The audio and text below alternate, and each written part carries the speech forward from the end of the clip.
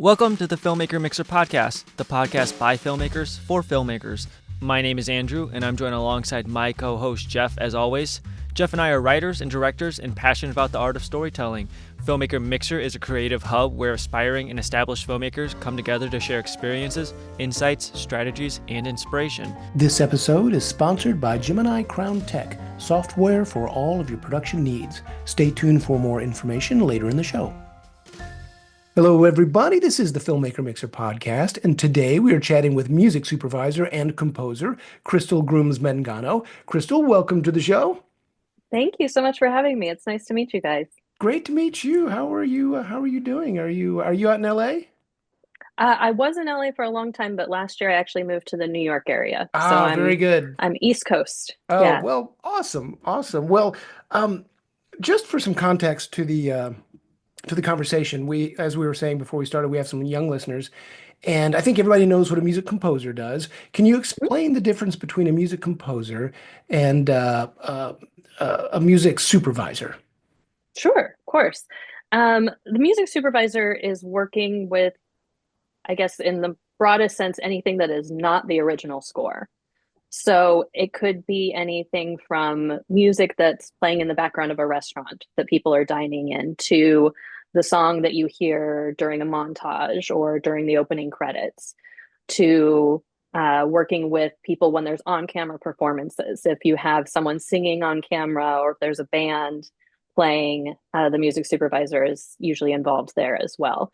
So essentially anything that is not created in the score. Music supervisor will also work if there are original songs being created for the show. They'll also work with that. Gotcha. And you've just finished a Netflix series, I understand. What was that? What was that experience like? I did. That experience was really great, actually. The show is called The Madness. Came out last Thanksgiving with Colman Domingo. And I really, of course I'm biased, but I love the show. I think it turned out great. But yeah, it was a long process to get to the show because we had started before the strikes. And had to pause for a bit and then regroup and get going again. So the timeline was a little bit extended, but I think that the extra time actually kind of worked in our favor in a little bit. The way the story came together, in a way, some of those pieces of the puzzle really kind of gelled when we came back from that hiatus. So I think it was oddly very helpful to have that break. And working on a show for Netflix, I'm curious how you develop the vision and collaborate with both maybe directors, the composers, and maybe stay within, I'm sure there is still a budget, even though it's Netflix, and finding the Oh yeah. songs that both are affordable, but also lend to the story. Sure. Yeah. So there's definitely a budget. There's always some constraint, which is probably actually helpful in the end. But so I came on at script stage. I was trying to remember when we started. And so working with just kind of working through the script and kind of doing a breakdown myself to begin with and get my own kind of grasp on the show. And then once we got into it, working directly with the showrunners, the editors, and the music department at Netflix to kind of figure out what the vision was going to be. Obviously, you start with an idea and a lot of things stay the same. And as you go through the process, a lot of things change. It's, things are moving around. Scenes completely change or are no longer in the cut. So it's a very ongoing conversation, I guess, is that from the beginning with the showrunners and the producers and directors talking about what our goal is with the music. Why are we using music in the show? How do we want to use music in the show? What do we want the impact to be and the influence on the story? And then starting there, as I just mentioned, everything kind of morphs into what it then ultimately becomes. But So that's interesting. So obviously the soundtrack is going to shape the tone and the mood and the arc of the story. So do you do the same thing with, say, needle drop songs that you're popping in? That, some people might think, oh, it's just a background song for a diner or a bar or mhm. whatever. But you're actually choosing music that is shaping the scene and the tone of the story. Is that true? And if so, how do you do that? Absolutely. Absolutely. I mean, there are many different ways that you can do that. Some of it is with character association. How do you mean? What Unpack that a little bit. Yeah, so for example, the first episode of The Madness, there's a scene where Muncie, the main character, is driving. And so we are in his head, what he's listening to in the car. And so it's commenting on his personality, his interests, his age, his location, um, just really kind of adding a little bit more depth to his character through the music that he's listening to. Interesting. Um, so that can be a really fun way to do it. It's also really challenging because in that particular case, it was, that's a lot of pressure to put on a scene. And so it's we that particular moment we tried a lot of different ideas to try and get that one right. I'm curious if whether it be this current show we're talking about or just in your career, if there's ever been a scene or moment where you really had to maybe fight for a song that you thought would be perfect and maybe other people didn't see it, or vice versa, you didn't see it, but they were telling you it's the right choice, and in the end, it ended up being the right choice. Yeah, a little bit of both has definitely happened. I think Madness specifically, there was one song. We use music in the end credits pretty heavily. Not all episodes have a song in the end credits. Sometimes it's score, but it's usually very much a part of the episode. And I there was a song I wanted for one of the ends of the episodes, and I just in my mind it was just perfect. I was like, this is just going to be such a cool moment, and it just didn't work. I talked to the editors, talked to the director, and stuff, and it was one of those things. I wanted it to work so badly, but it just didn't. So I let that one go. That was fine. And then there was another one where I had pitched a few ideas for this scene, and ultimately I ended up not liking one of the songs that I had pitched. But the producers took to it. So it was interesting because we kept it, even though I was the one that originally suggested it. I changed my mind once we got into the cut, and I saw it a little bit more, and I thought maybe we could do something different. But they liked it, so we kept it. Coming to that same question from a different angle, I'm sure as a music supervisor and a composer, you have a wide variety of music knowledge, and you'd Mm. probably know a lot of obscure songs, a lot of songs that other people may not know. Do you ever have a scene and instead of coming from it from the obvious angle, and maybe this happens a lot, you kind of come from a whole different angle and you pick a song that would be against type, but it totally works for the scene?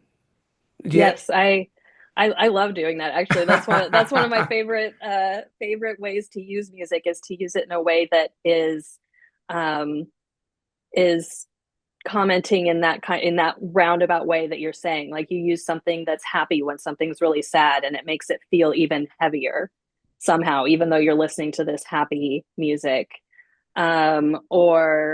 Or vice versa, something it's a little bit somber while something happy is going. I think it adds a lot of depth to the scene. And so depending on what you're trying to add to the scene, it can be helpful. I think doing it too often would maybe get confusing. Mhm. But using it, in very choice moments, I think can be really effective. I'm curious too, in like a job like this, how important relationships are in terms of maybe with like music distributors, record labels, stuff like that, where maybe you're like, I want, this A-list type song, but can't afford it. But do you have anything similar or just stuff like that? Absolutely. I mean, I think this industry, as everyone experiences, is about those relationships, right? No matter what aspect you're working on, whether you're cinematography, whether you're editing, whether you're writing, it's such a collaborative workspace that really does extend into the music, as far as then the labels and the publishers and companies representing artists, managers, things like that. So it definitely is really helpful to have good relationships there, because they'll come up with ideas that you didn't, obviously, right? So you can say, look, we've got this scene, we're thinking this direction, but this particular song isn't quite working for whatever reason. um, you know, do you have any ideas from your catalog? Because they know their catalog, front to back. Whereas I know pieces of it, right? So then they'll send me their ideas, which who knows, maybe we don't even use one of those songs, but it sparks an idea that then keeps the ball rolling, essentially. So we actually, that was one way that the main title for the Madness came about. There's a band, the band is called Billy Allen and the Pollies, that are featured in the main titles. And I wasn't familiar with them before doing this, but a friend and colleague of mine represents them, and she and I are talking about the project, and I was saying kind of, the styles that we're looking for, and she goes, "I've got someone great for you," and she sent them over, and they had an album, it hadn't come out yet, so I was listening through, and I was trying to think different scenes in my mind of where this stuff, because I love the style. It was great. I was like, this is very cool for this show, but I wasn't coming up with a scene that it would fit in. And then I heard one of the songs called "It's Okay," and there's a section of it, and I just thought that will work for the main title. That's Oh, the main wow. title right there. And so we did some editing. We worked with the Netflix music department to do a little bit of a remix of it. But that came together solely because of those relationships, because like I said, that album wasn't even out. So if I didn't know their management, I would have no way to listen to that song. Well, how did you get started in this business? What inspired you to become a composer, music supervisor? What's your background, and how did you take that interest in music and turn it into a career? Yeah, I mean, I've always been interested in music. I started playing piano very young. I started in first grade. Like my older brother was taking piano lessons, so I wanted to take piano lessons too. And so I started there, and then slowly kept adding more instruments um, to my work. So in fifth grade, I added flute and joined the band, and then in junior high, I added bass guitar and joined the jazz band. And so by the time I was in high school, I was basically playing with every possible music group that I could. So you were Um, you were your own band.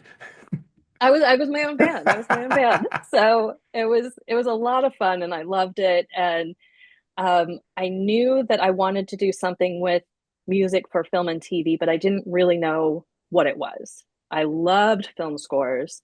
I loved I loved soundtracks to TV shows and movies. I mean, I think sometimes that's how I got introduced to a lot of artists when I was younger, was through the soundtracks, because that was, pre Spotify, pre series, pre a lot of the ways that we now just consume music, right? Like music is just everywhere and so accessible. And at that time, it wasn't for me. And so watching a movie, I would then hear a song by this artist that it's not playing on the radio. It's not, I've never heard of this. And so then I could find them and find their music. And it was an entry to other genres and styles for me. And I love that discovery element of it as well. So I anyway, so I knew I wanted to do something with music for film and TV. And I remember meeting with my counselor at you take sometimes those tests to see Right.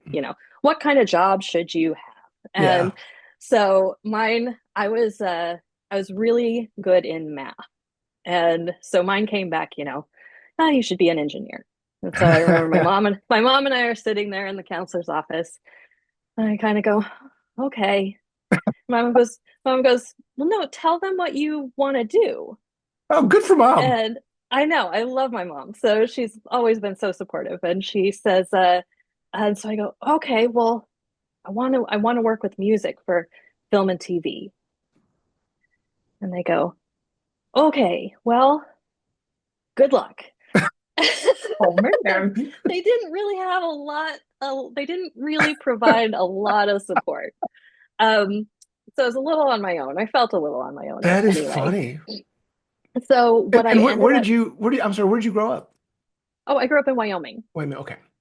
Yeah. So I didn't know anybody in the industry. I worked at the local TV station, but that was as close as I got. So I ended up going to college at Montana State University in Bozeman and did a double major, one in film production and one in music, and then essentially created my own curriculum. By taking the film production courses, I got a really solid understanding of film and TV production in all aspects. I mean, I had to act, I had to do cinematography, I had to direct, I had to edit, I had to do all of that.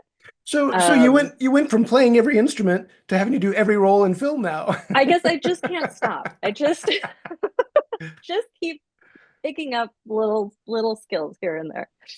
So yeah, so I was it was a great experience for me. Um, I got more of the I think more of the kind of traditional college experience than like a music conservatory type experience, which I think was what I needed. Um, so after graduating, because I had that film experience, I was working as a production assistant on reality TV shows that were coming through the area.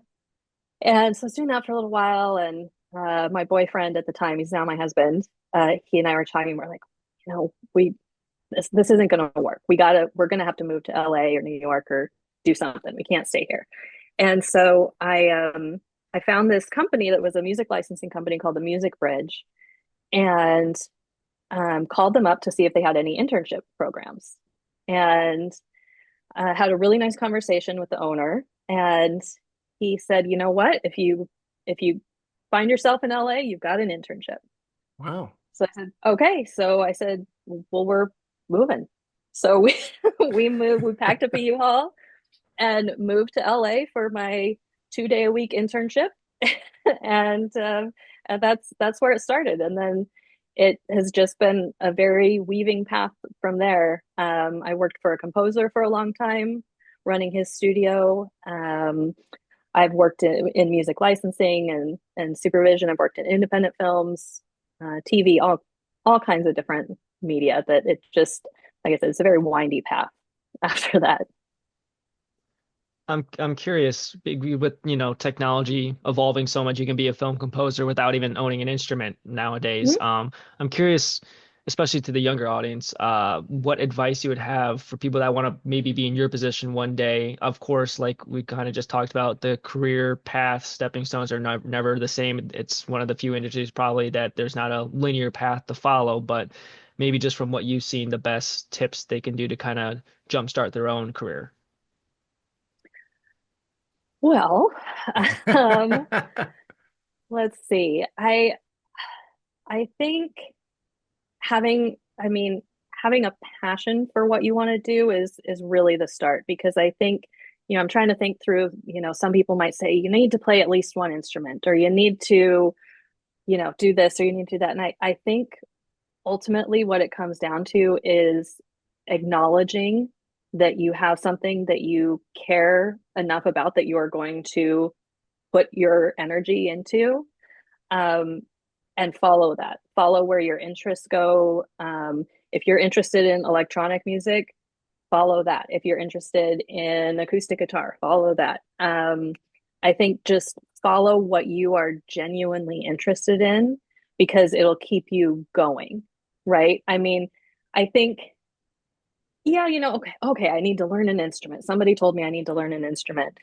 And so you go and you try and learn, and you're just not connecting with the instrument. Maybe it's the wrong instrument. Maybe it's something else. I don't know. I guess what I'm trying to get at is just to keep that connection to your interest, and not try and force things that don't feel organic or that don't feel um, like you, right? So much of music is personality, right? It's what someone brings to the music and to their music choices, right? So if everybody follows the same path, and I'm going to need to study this and this and this and do this and this, everybody's going to end up sounding the same.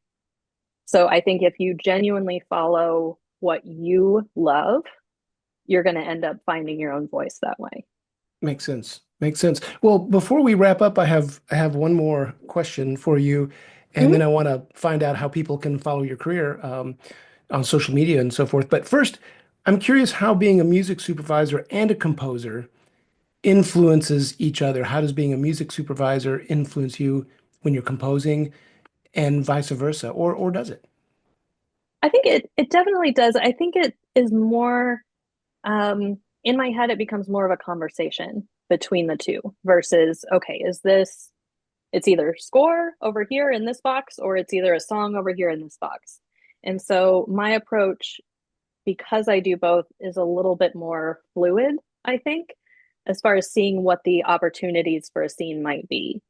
Um, so, as a music supervisor, well, I guess both music supervisor and composer, you're trying to get at the emotional heart of a scene. What's driving this scene, and really just trying to figure out what's going to be the best choice. Because it's, there's no formula for it. There's not always going to be score for this emotion and always a song for this emotion. Right. So I think just being really open to exploring both as options for different scenes. So when I work on independent films, I often do both. I often am music supervisor and composer. So it makes for a very, I don't know. I just feel like it's a little bit of a different approach because I'm constantly thinking in both lanes, right?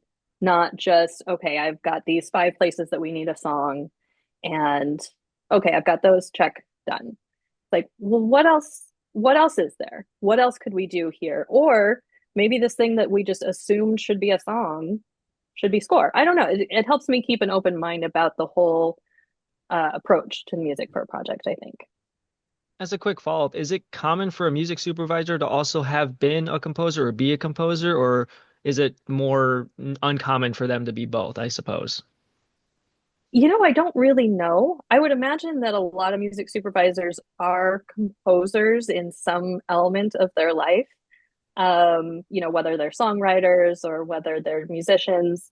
I don't know that many, honestly, that do both. I do know a few. I think that they kind of they work so well together. Um, but I don't really know that many people that do both. Well, for people who want to follow your career, how do they track you down? Are you an Instagram person? Do you have a website? Yeah, both. I've got Instagram. Crystal Grooms Mangano is my Instagram. And then my website is groomsymusic.com. Awesome. GROOMSY music.com. Awesome. So, yeah, Well, this has been a fun conversation. We sure appreciate you taking the time to chat with us. And yeah, we wish you the best of luck in your career. And if there's something fun you want to jump on the show again and talk about, the door's always open. that's great. Thank you. I'd love that. All right, you take Thank you so care. much. Okay, bye. This episode is sponsored by Gemini Crown Tech, owned and operated by Stephanie Moore and Stephanie Harrison.